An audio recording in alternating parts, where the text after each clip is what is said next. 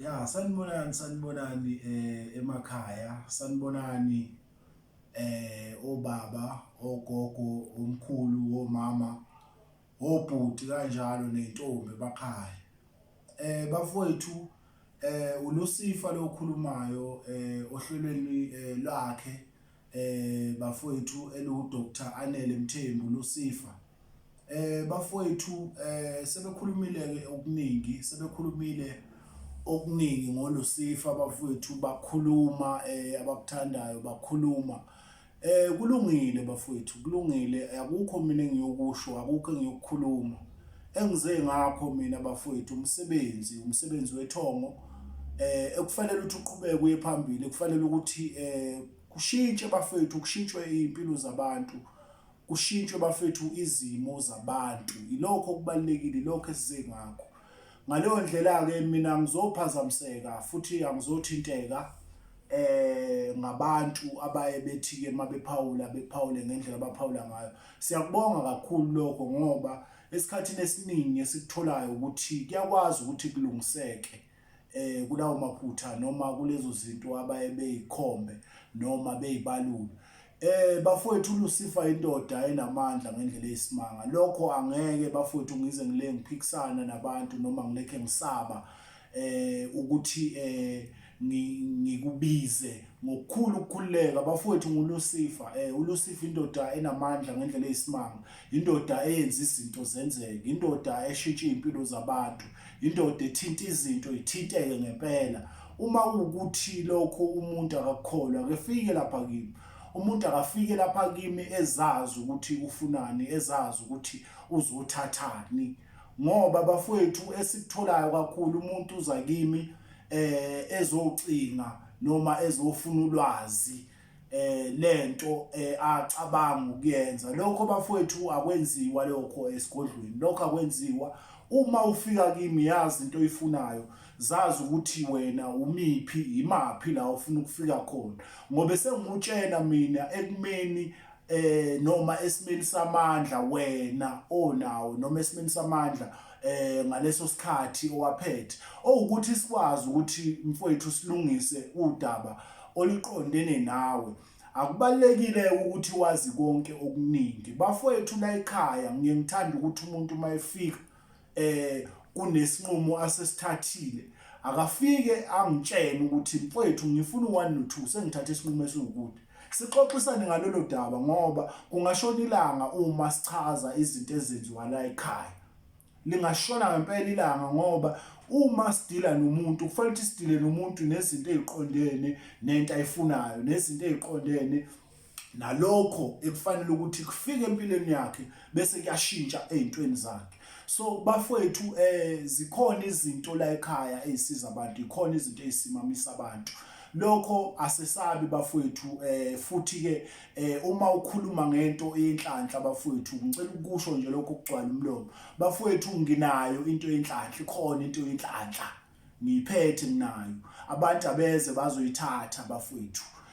sebefikile abantu bayazithatha izinto sebefikile abantu bayithatha izinhlanga zenhlanhla sebefikile abantu bavulelwa imisebenzi sebefikile abantu banikezwa izinto zokuhlola sebefikile bafowethu abantu banikezwa izinhlanga zokuthi nalapho ukhona ngaleyo ndlela leyo wenza ngayo izinto zakho akukulungele phela kungafanele kube eminyama musa ukuleke ucinga izinto eziningi ongeke ukwazi ukufinyelela kizo ngamandla onawo shona ukuthi imapha amandla onawo sikunikeze into ezoqondana nalokho wena okwenzayo ngabe uyasebenza usebenza umlungu woza sikunikeze inhlanga sikunikeze inhlanga uhambe uyoqaqa izinto zakho uyivuleke lezi inhlanga lezi bafowethu inhlanga ezifike ziqaqe into ezimali kuwena ezifike iqaqe into ezinhlanhla kuwena imali bafowethu ayikwazi ukuthi ivele ifike kumuntu kufanele ukuthi okokuqala siyiqaqe into eyinhlanhla empilweni yakho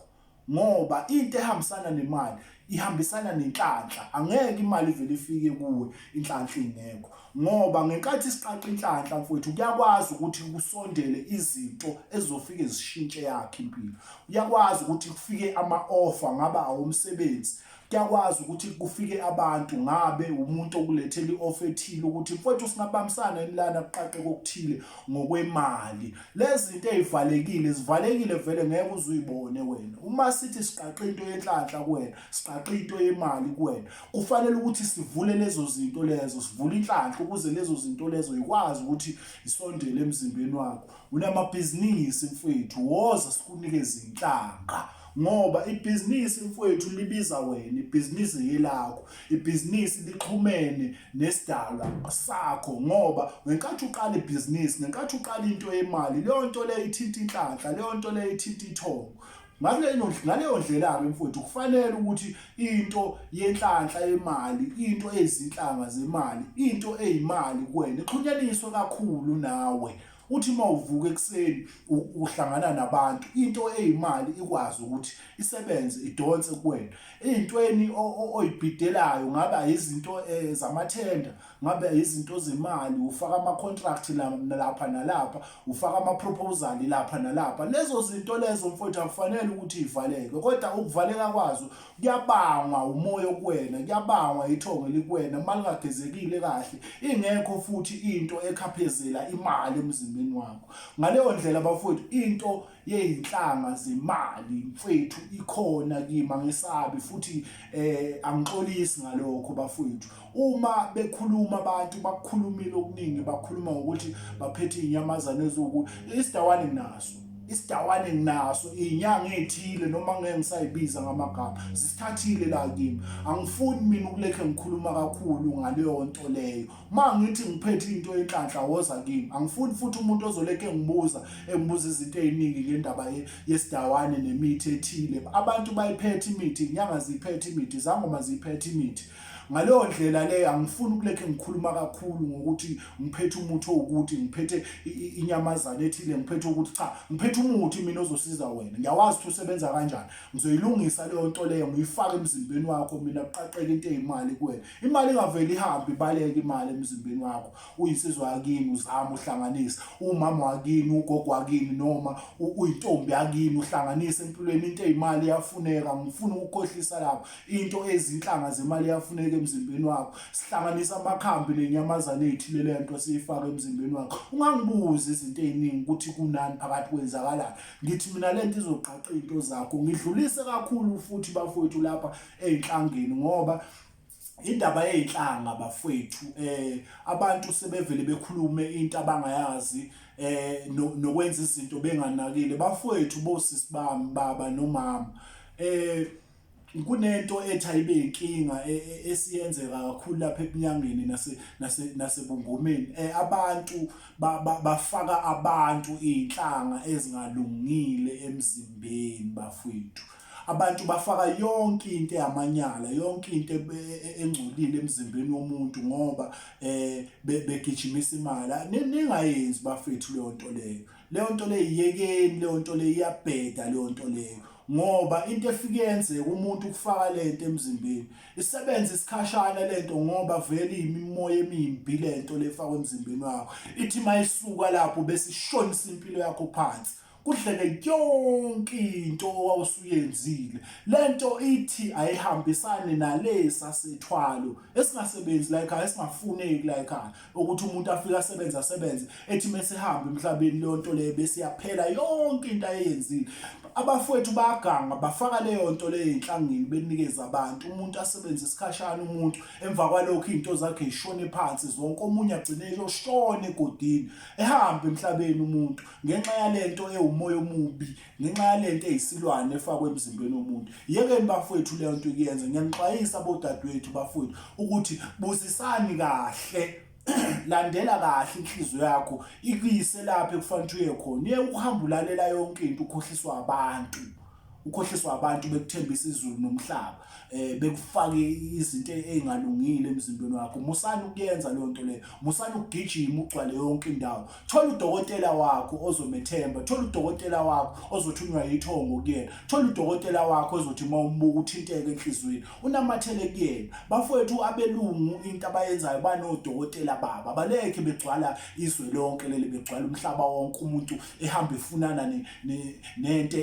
meke kwazwakala ukuthi kunento engaphi usulapho kwazwakala ukuthi nento usulapho uhamba ufunda inyanga umqondo hamba bazokushaya angifuni ukukhohlisa bazokulimaza namathela kudokotela wakho mazi udokotela wakho namathela kudokotela wakho uzwe la enhlizweni yakho ukuthi lento iyavuma yini ngoba lento ithi ayihambisane nani nakho ukuthwasa uma umuntu ethwasa uma umuntu edla igobongo lobunyanga hamba uye enyangeni owaziyo ukuthi ayinawo umona lento izokunikeza lento hamba uye kumuntu enizothi manixoxa nizwane ngokomoya ngokwethongo ngoba kulezi zinto lezi mezaphikisana zangezwana mfowethu ayikho lento yenzayo uzothi uphuma lapho uzophupha ngoba umoya wakho naloya muntu awuhlangani wena ugijimisa ukuthi khona into umbona eyenza khona into akukhohlisa ngayo eveza komabona kude leke ekhohlisa abantu ugijima uye lapho musani ukuyenza leyo nto leyo musani ukuyenza leyo nto izonilimaza kakhulu ngoba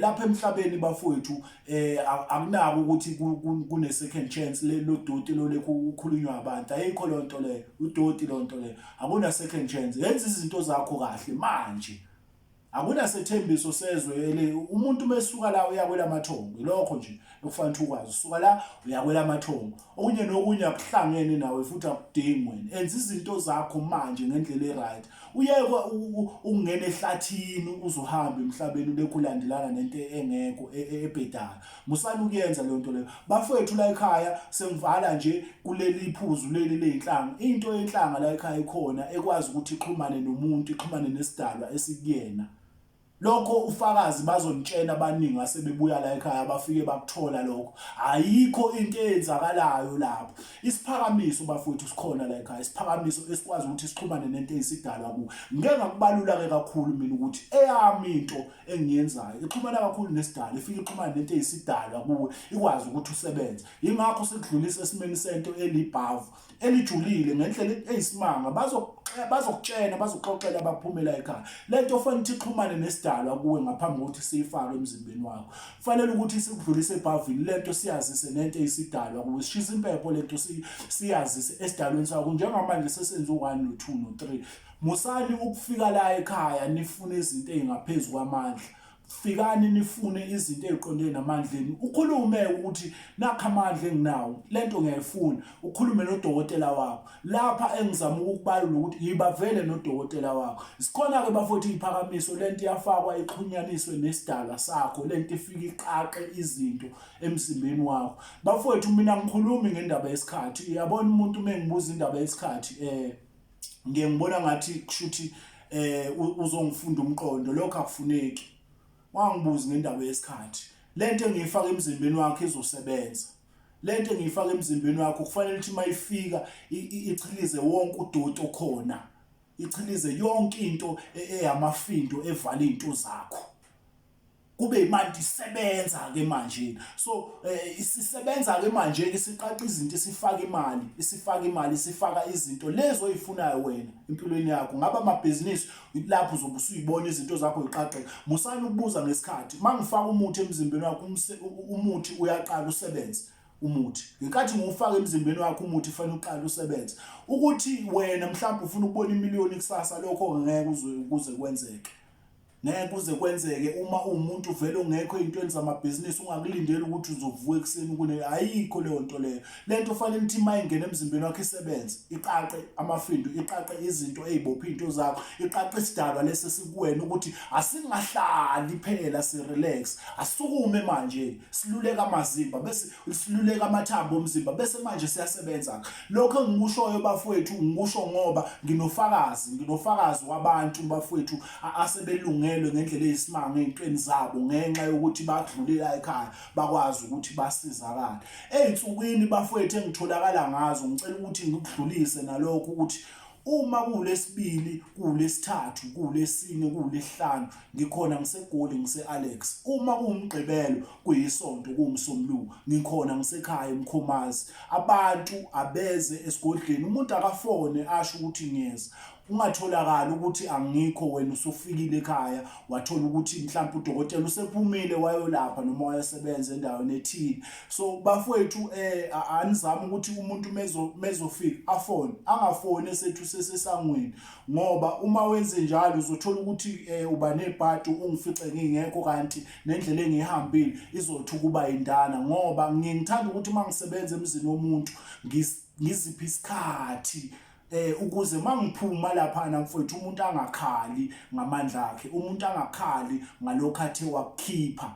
umuntu bafowethu. So ngiyangithande ukuthi umuntu ngimnikeze ifocus, ngimnikeze attention yakhe yonke, ngishe lapha esigodlweni. Anguliphenduli mina ucingo uma ngisesigodlweni, ubona ufone ucingo lungaphendula, ngihlezi nomuntu ngoba lo muntu ukhipha imali yakhe. Kufanele ukuthi kukho konke-ke bafowethu akubuzayo, kukho konke afuna ukwazi akuthole ngendlela azogculiseka ngayo bafowethu. Lapha ekuhloleni bafowethu kunabafowethu abafonayo, kunosisi bami abafonayo abafuna indaba yokuthi bahlahlubelwe. La ekhaya angihlahlubi, la ekhaya angihlahlubi, kuyinto ephuma lapho umuntu akhuliswa khona. Ukuhlahluba bafowethu kuyingozi ngendlela eyisimanga, abantu bayabulalana ngegama lenyanga. Akuhlahluba la ekhaya kuyahlolwa kubheka into yomuntu exhumene nesidalo, akuhlahluba akukhishwa izimfihlo, akukhishwa izinto ezifihliwe ekhaya. Uma uza la ekhaya zazi ukuthi uzokwenzani, ungafiki ubuza umakhosi ukuthi makhosi njengoba kunje senze njani. Cha, angifuni kusasa ubese uyayisola ukuthi usuthatha isinqumo esithile ngoba inyanga ithe enza ukuthi cha, akube wena oshoyo ukuthi makhosi ngicela ungenzele u1 no2 no3. So bafowethu uma uzohlola musukulindela ukuthi uzohlahlubelwa, uzokhishelwa izinto ezifihliwe zemndeni, ngoba uzothi usubuyela ekhaya usufika ubulala umfazi, usufika ubulala ilunga lomndeni, ngoba inyanga ifike yakutshela ukuthi angilwi-ke nalabo abahlahlubayo. Abahlahlubayo abahlahlube, mina angihlahlubi bafowethu, ngiyahlola, ngihlolela umuntu ey'ntweni zakhe. Kufanele ngibheke iy'nto zomuntu ngaphambi kokuthi ngimnikeze. La ekhaya ngiphethe izinto ey'nzima, la ekhaya ngiphethe izinto ey'namandla, yizi izinto engisebenza ngazo mina la ekhaya. La ekhaya umuntu uma ethi unenkinga akabatholi abantwana, mama woza ngilungisele mina ngikwenzele. Imbiza yobaba la ekhaya ukuthi ubaba akwazi ukuthi abe namandla, leyo nto leyo ikhona la ekhaya, leyikhona la ekhaya bafowethu. Kuyabethela umuzi womuntu uyabethela uqiniswe, bashiwe bonke abantu basegcekeni beqinisiwe. Abafowethu-ke abaningi nodadewethu nomama bayakwazi lokho ukuthi umuzi uyabethelwa bese kuqiniswa imindeni, umndeni wonke uqiniswe, hhayi ukuthi abantu batholakale beleke bebibitheka la ebusuku bebanjwa izinto abangazazi. Lokho akwenzeki lokho uma esefikile uLosifu egcekeni lomuntu. Amanzi amnyama ayavala, musu ukubuka izinto zakho yishona phansi, musu ukubuka izinto zomndeni wakini yishona phansi. Amanzi amnyama lapho. Kunento enkulu eyenzakalayo njengamanje yenziwa zinyanga. Siyakwenza nathi lokho uma siphakamisa umuntu kwesinye isikhathi, umuntu ufika afuna into simbuze simdonse ngendlela athi uyayifuna. Leyo nto leyo yenza ukuthi isidalwa sibhekene nakuphela kwesinye isikhathi ey'ntweni asuke ey'khethile umuntu. Leyo nto leyo iyishonisa phansi iy'mpilo zabanye. Ubona nje udadewenu, ubona umfowenu, ubona ubani ey'nto zakhe y'phakama ziyaphezulu kodwa ezenu zishona phansi. Yinto leyo ayenzile, yinto ayithathile. Leyo nto leyo siyayivala, lento siyayihlakaza leyo nto leyo, hhayi ukuthi kuba nomuntu ohambayo. Cha, siyayilungisa leyo nto leyo ingenzeki, ngoba kufanele ukuthi uma esithatha isidalwa sithathe sonke. Cha, asibheke nabanye baqhubeke baphile iy'mpilo zabo ziye phambili. Bafowethu la ekhaya uma umuntu ethwasa wenzela into yangempela, wenzela into yeqiniso, angifuni lapho kulekhe ngikhohlisana nawo. La ekhaya mekhisha umuntu uyahamba yosebenza lapha enza izinto ey'nkulu, yizi izinto esigxile ngazo kakhulu la ekhaya, ukusebenza abantu, sipha abantu into ey'nhlanhla. Umuntu uma engenile la ekhaya uphuma abe umuntu, angifuni nje lapho ukudlala ngawe, into engiyiphethe leyo, into futhi abaningi abasebunyangeni abayifunayo kabazi bazoyithola kanjani, ngeke baze bayithole kimi. Uma efika umuntu akasho ukuthi ufuna ukuvulela umsebenzi, uma efika umuntu eyinyanga akasho ukuthi ufuna uqaqela umsebenzi, ngimenzele lokho. Angezi lana azofuna ukuthi ngabe uLucifer usebenza kanjani, yiphi indlela musuku uzongifunda umqondo. Zana la ekhaya sisebenzisane sizwane kahle, ungezi ngokuhlakanipha, nguvulele izinto zakho zisebenze izinto zakho. Bafowethu, uma uyisangoma uyinyanga uvalekile, woza ngikusize ngikuqaqele umsebenzi wakho ubone ngamehla. Angikhulumi mina ngento ukuthi mhlambe kwasha kwacima kuzothi uzosebenza ngunikeza inhlanga uhlolela abantu, ngufundise ukuhlola ngendlela ekufanele ukuthi uma uhlolela umuntu umhlolele ngayo, umuntu akwazi ukuthi agculiseke. Abantu abafone bafethu beze kuLucifer, uLucifer uzoyiqaqa izinto. Musani-ke ukudideka uma kunabantu abangibiza ngoLucifer, musani ukudideka. Uma ngenza izinto mina kumuntu uyayibuka ngamehlo umuntu. Lento leyo ukuthi nihambe niphazamiswa imimoya engasile, leyo nto leyo ayisebenzi leyo nto leyo. Umhlaba vele wami, umhlaba vele kaLucifer. Uyathanda awuthandi, umhlaba wami, futhi izinto uyazenza bayazi. Musani nje ukuleke nileke niyalena le nifuna ukuthi lokho nikuphikise, ningakuphikisi. Ningakuphikisi umhlaba kaLucifer. Uyathanda uthandi kunjalo bafowethu. Angikusho kabi lokho, ngikusho kahle. Futhi ke angizukuleke ngiphikisana nalabantu abafuna ukuthi mina ngiphikisane nabo. Angizukwenza lokho. Mina nginayo futhi umngani nje into enganayo. Bonke abangani basesihogweni bayavutha. Anginayo umngani. Ungezi lana uzongifunda umqondo lana. Yabo. Bafowethu, ingelozi zasezulwini ngiyayisebenzisa. Wena othi unenkinga kwasha kwacima kwavutha amalanga abo umuthi awusebenzi wena, mina ukushaya mina uvuke kusasa uhluma ihlamve ekhanda, khona uzobona ukuthi umuthi uyasebenza. Ayisebenzi lento yakho lena, musu kulekho uhamba lezinyanga zakho ezihlulekayo. Mina ukwenzela into yamehlo mina, hayi indaba ukuthi umuthi awusebenzi ngoba unani umuthi kuwena. Ngoba unani, ngoba masifuna ukuqhumba phansi sokuqhumba phansi. Thanda usebenzi kumuthi ke mase kunjalo. So bafowethu, yazi into oyifunayo muza kimi, ungezi lana uze ngokusa, cha. Woza kahle uphume uphethe into yangempela uhambe uyosebenza. Bafowethu, wozani namabhizinisi wenu, wozani nezinto zenu enizithintayo, wozani nibolekisa imali, wozani uneyinkinga emndenini wakho, umuzi uyawa, woza ngikwenzele, woza ngikulungisele. Into ewubala leyo. uLucifer uyayifikela qathatha. Uma ngithi uLucifer bafowethu ngikhuluma ngento efika qathatha kuwena mina ebusuku, ngabe uyamthatha uLucifer bafowethu u50,000 umumthatha. Uma ufuna amadoda, akhona amadoda u100,000. Uma ufuna izinto eziphezulu, ufuna isithwalo lesi samaSulumane, ngizokunika mina, ngokunika ngo200,000. Wozani nizothatha izinto ezizonisimamisa zinise phezulu. Izithwalo yiningi kakhulu, musu ukufuna ukwazi konke, amandla akho aphi.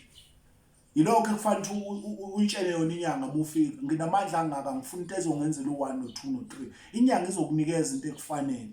Musu kuleke-ke ufuna ukwazi zonke ezinye izinto ongeke uzenze lutho, ngoba kunabantu lapha esithi masikhuluma kanje bathatha izinto bedlale ngabantu bedayisela abantu izinto ezingekho. Hayi ngoba sivikela ukuthini, sivikela nini ukuthi kusasa lingayi kubantu abangalungile bethathe lento engiyikhulumayo la beyisebenzise benidla imali zenu. Senidliwe kakhulu bafowethu, nidliwa.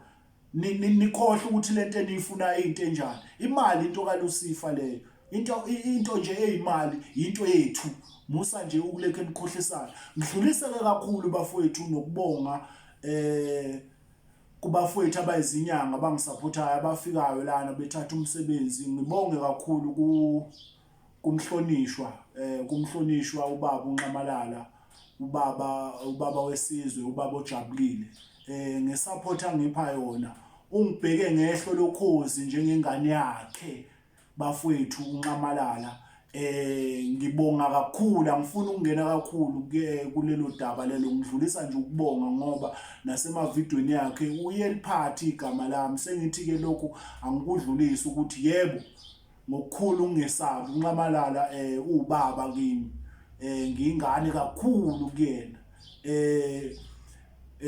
Bafowethu, ngicela ukuthi ningifonele kakhulu, nizolithola usizo la ekhaya. Usizo into ekhona, into yala ekhaya leyo, into yenhlanhla, into yokuqaqa izinto zomuntu. Bafowethu, wozani bafowethu, wozani nizothola usizo. Ngabe amandiki, amandawo ayaphakamiswa, wozani bafowethu, nizolithola usizo la ekhaya, into ekhona leyo. Ngabe ufuna ubungena ebunyangeni, into engafunwa, fanele ibe ubizo fanele ibe ubizo leyo nto kuwe. Ngizokulungisela mina la ekhaya, ngikunikeze isikhwama, uphume uhambe uyosebenza. Uzothwasa, woza uzothwasa la ekhaya, nobizo lokuthwasa, wozothwasa la ekhaya. Ngizokunikeza mina isikhwama, uphume uhambe uyosebenza, hayi into okudlala, hayi le midlalo leniyenzayo. Uthola umuntu usethwase kawu-3, usethwase kawu-5 umuntu. Yini yona lento leyo, ukuxhashazwa abantu, kudlalwa ngabantu la ekhaya. Imali yakho uyayikhipha, uthi uma usuphuma uyibone, ubuye uzobonga, ubone ngazuthi le mali wayikhipha le incane. Sikhulisa umsebenzi wethonga, hayi ukuthi silimaza abantu lokho esikwenzayo. Abeza abantu bafowethu kakhulu, abeza abantu. uLucifer uyasebenza. uLucifer angikusho nje ngokukhulu ungesabi, uLucifer uyatrenda bafowethu. uLucifer wenza imanga, uLucifer umiphe kwamakhanda amadoda, uyasebenza. Angisabi ngalokho, angisabi futhi ngikusho ukugcwala umlomo, uyasebenza bafowethu. Akukho la engangeni khona, ngisho esontweni lathi usonta khona, ngisho lapho othi uhlezi khona wena ngingeni. uLucifer uyangena, le mimoya le esetshenziswayo ebuye ihambe ingangeni kwezinye indawo. Akukho la singangeni khona thina. Sabusiswa ubaba emazulwini ongizalayo, wathi hamba mfana uyobusa kephi, kuloya mhlaba wakho wozobusa laphana. Ngisho naye uJesu wathi mefika la, ngamtshela ngathi lana uhambe kabi ndoda yamadoda, landela mina. Akakuvumanga lokho, waphila isikhashane, wahamba waya kubaba wakhe emazulwini. Ngaleyo ndlela-ke bafowethu, uLucifer obusayo lana, hayi indaba yale ndoda le lekhe niyibiza nithi uJesu. Leyo ndoda leyo ayiphilanga isikhathi eside la, yasheshe yabona ukuthi ayikho lento, yahamba yabuyela kubaba wayo emazulwini. Lo mhlaba lo kaLucifer lona bafowethu, abantu abeza bayeke ulekhe belandelana nendoda engekho. Ayikho leyo nto leyo le kudlalwa ngabantu, belekhe belandeliswa into engekho. Into engekho leyana, into engekho. Lekhe ulandelaliswa nengane encane, yahamba ina-32 years le ngane, yahamba ina-32 years le ngane, isencane. Yakuhlukumezeka kakhulu emhlabeni. uNkulunkulu akashongo ukuthi ithandazeni, niguqeni ithandaze. Esikubongayo kuyona ukuthi yama ezwini likaNkulunkulu, ngisho sebeyihlukumeza baze bayibethele esiphambanweni, yama ezwini layo. Sibonga ubudoda bayo, sibonga ukuthi yaba indoda isencane, kodwa hayi ukuthi kufanele ukuthi siyithandaze. Umthandazo uthini umuntu ongabusanga? Akabusanga. Wathi mefika la emhlabeni wabacela abantu, wathi ngicela ningilandele. Bawungakho abamlandela, bawu-12. Kulabo abawu-12 oyedwa wabo wamdayisa. Namhlanje sebebhizi, sebezenza abantu abamthandayo. Musani ukulekhe nimkhohlisa, musani ukulekhe nidlala ngaye, nahluleke ukumlandela ela. Manje nithi uzobuya azokwenzani? Uma ebuya uzowela kephi? Awungitshene kahle nje, ikephi la azothi mebuya abuyele khona? Akabuyi, khohlwa, uyozohamba emhlabeni engabuyanga. Lo mhlaba kaLucifer. Ngaleyo ndlela leyo bafowethu, musani ukulekhe niguqa nithandaza ingane engabusanga. Wena ufuna ukuphila kahle, kodwa ulekhu ubhizi uthandazana nengane engabusanga. Ayibusanga leya ngane, yaba indoda.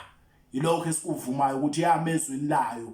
Ngisho nina seniyijikele nonke, akekho wayilandela. Baba u-12 naloyo wamdayisa.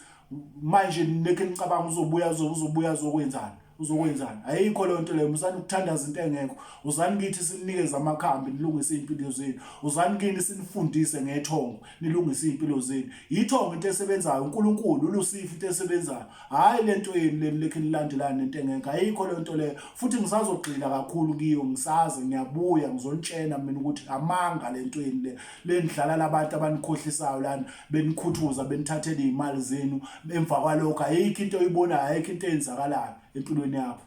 Bafowethu uDoti leyo nto leyo asiyifuni. Abantu abangifonele beze niyathandwa kakhulu bafethu la ekhaya. Ngifuna ukubona impilo zenu ishintsha, ayikakhulukazi intsha ayizazi ukuthi ubani iphumaphi. Lokho ngeke bafethu ngikhohlise. Zazi ukuthi ubani uphumaphi. Ungalekho uhambe ufuna ukukhipha isilungu ngamakhala lana ukhuluma into engekho uyikhohliwe kodwa ukuthi ubani. Ngeke uzuye indawo nezingane zakho nazo ukuthi mayifika iduke ilahleke. Ngiyabonga kakhulu bafowethu lapho ngicela ukuthi-ke abantu baqhubeke nokusubscribe, abantu baqhubeke nokuthanda lento i-channel yami, bayilandele kakhulu. Ngiyabonga kakhulu bafowethu, ngiyabonga. Inombolo bafowethu kuseyiyo leyo, ifoneleni nizomthola udokotela. Uma ufona mina uzongithola, uzokhuluma nami. Uma ngibhizi uzothola omunye umuntu ozophendula ucingo akutshene ukuthi akusize lapho engakusiza khona noma akunikeza ama direction ufike kimi. Ngiyabonga kakhulu bafowethu.